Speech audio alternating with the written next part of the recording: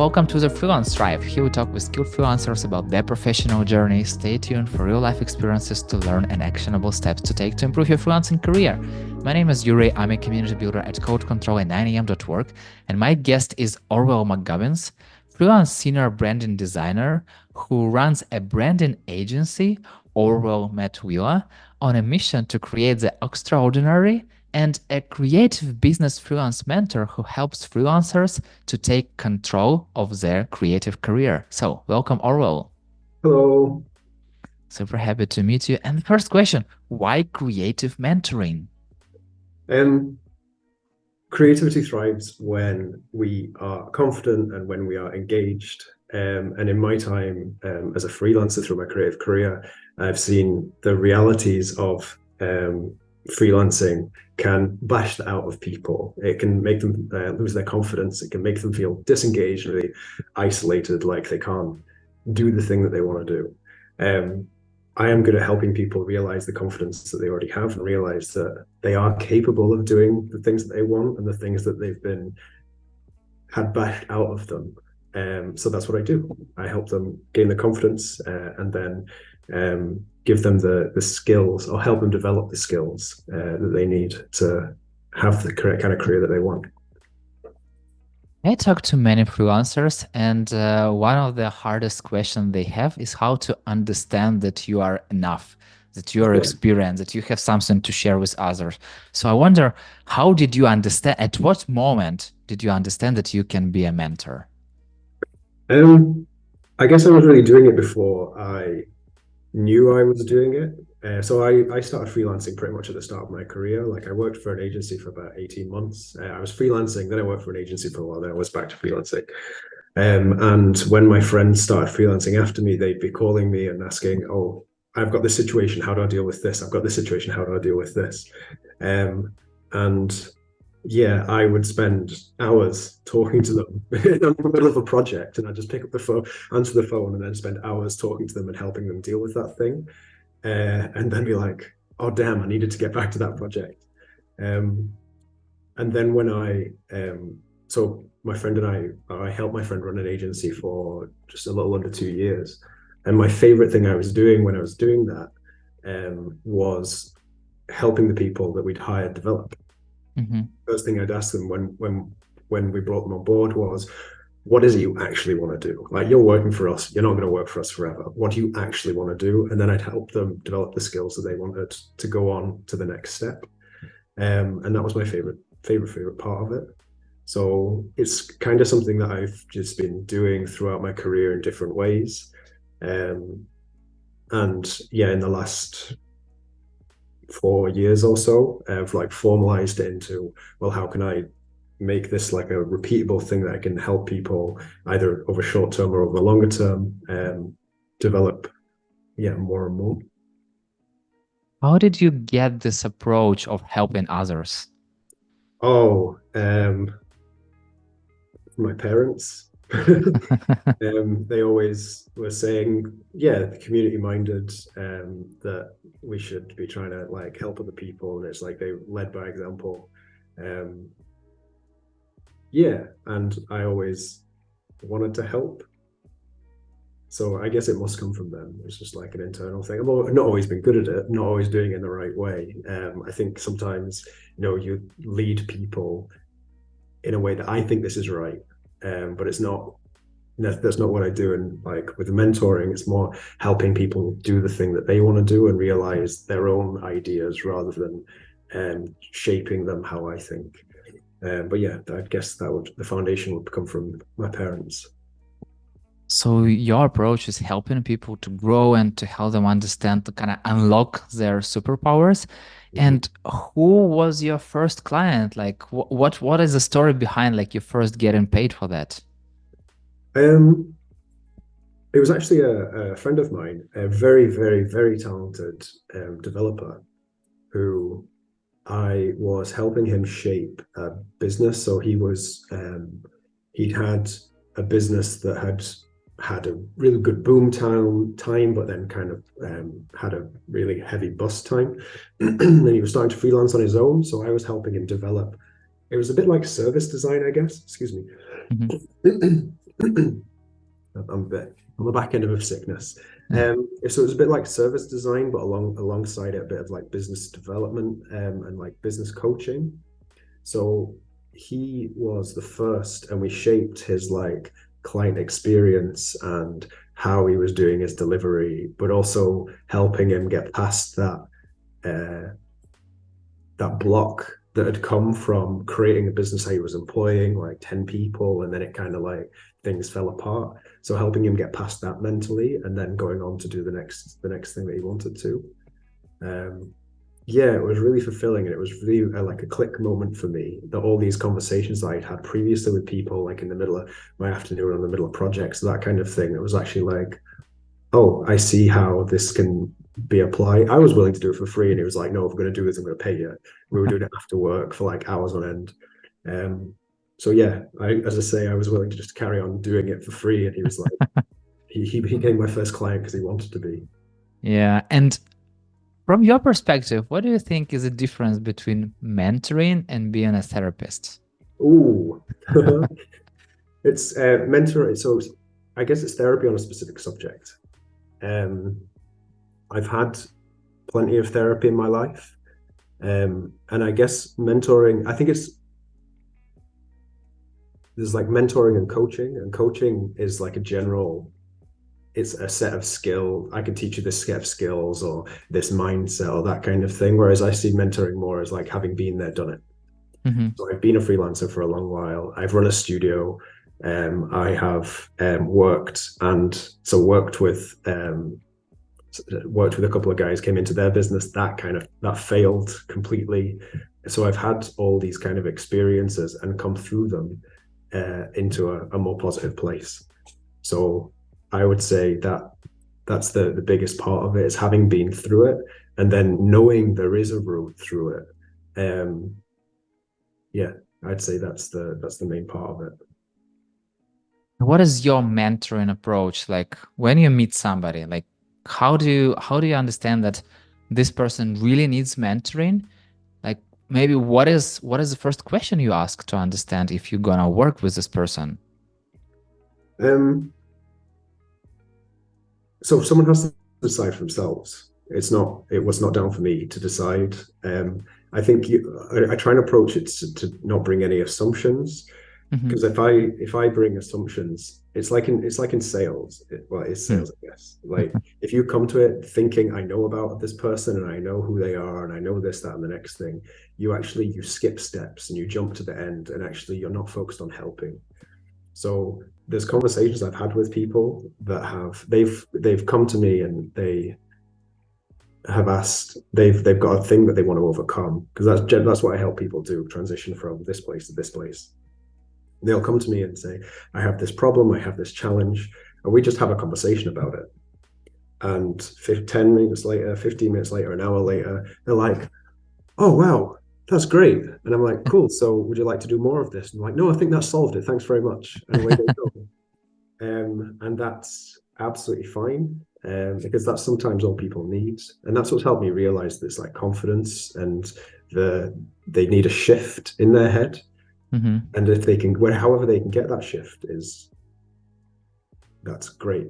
Like they don't have to go. If I'm going to speak to somebody, if I can help them, then wonderful. But yeah, the first question that I would ask after, hey, how are you, would be, what will make this conversation a success? Because that's what we're doing. We're having a conversation. So what for you will make this conversation successful? Like, what is it you want from this conversation? And that really focuses us down into them. What is the thing that they want to get from this? And then that's what we focus on. It keeps it it keeps it focused on them, their goal, what they want, rather than trying to rush to a point where it's like, awesome, so when can I send you the first invoice? It's like, I want to help, I want to serve. And if that's in over 10 minutes, if that's great, that's great. If it's over 10 months, then that's also great. So basically, people decide. So it's not like, yeah. Yeah. And it's like another thing. Sorry. It's like with, so I'm a branding designer, and help people with like brand development, that kind of thing. I can't go to them and say, you need a new brand. Like they'll Yeah, go, exactly.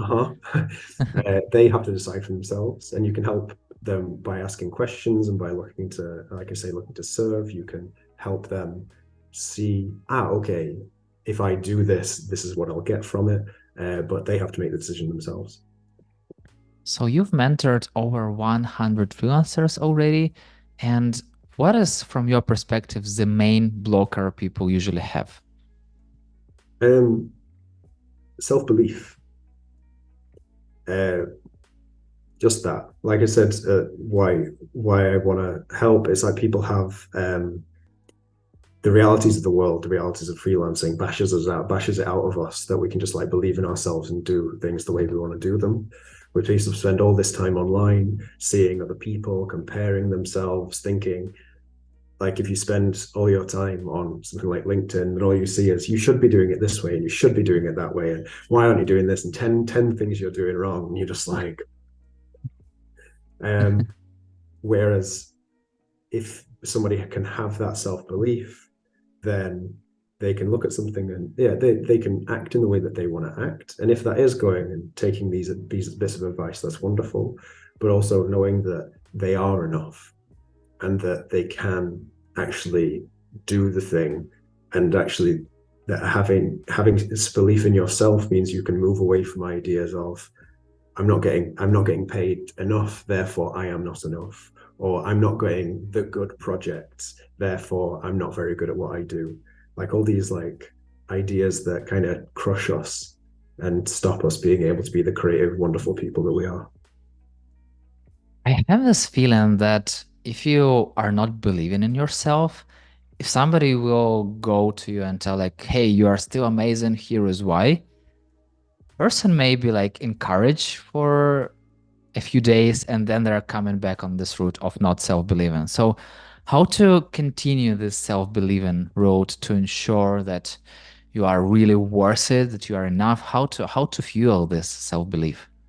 Um, you have to challenge the the ideas that self-belief is founded on. Um, So there's one thing that I talk about if I start to work with someone over a period of time. Part of onboarding is I take them to a presentation talking about various different ideas. One of them is the identity iceberg. Mhm. So above the water is all the things that you see, is like the actions they take, the things that they say, like those kind of things. But underneath it is like your values and your beliefs and the internal thoughts. And you're totally right. If you just come in and say, hey, you're wonderful, you go for it, they might think, yeah, I'll go for it. But then as soon as you hit a block, you fall back into the old patterns. Whereas that's why I say I have conversations with people, because people come and say, well, I'm having this challenge. I have this is what's going on. And then I'll just ask questions that like are around that. And one very, very simple one is that confirmed or assumed? Mm. So, oh, like this, I think if I do this, this other person will do this. If I raise my prices, these people are going to leave. Is that confirmed or assumed?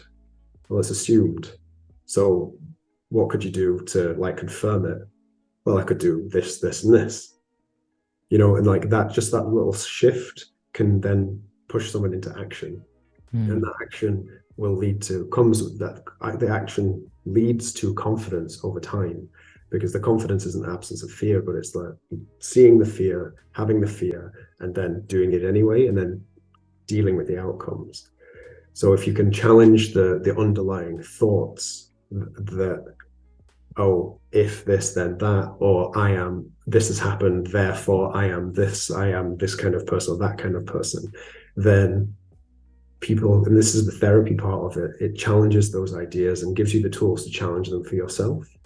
And that's the position that I think, yeah, the people that I work with, when they decide to move on and start working without the safety net kind of thing, this is what they'll say: really helped with my confidence, really helped with how I see myself, really helped with developing an idea of myself and belief in my skills.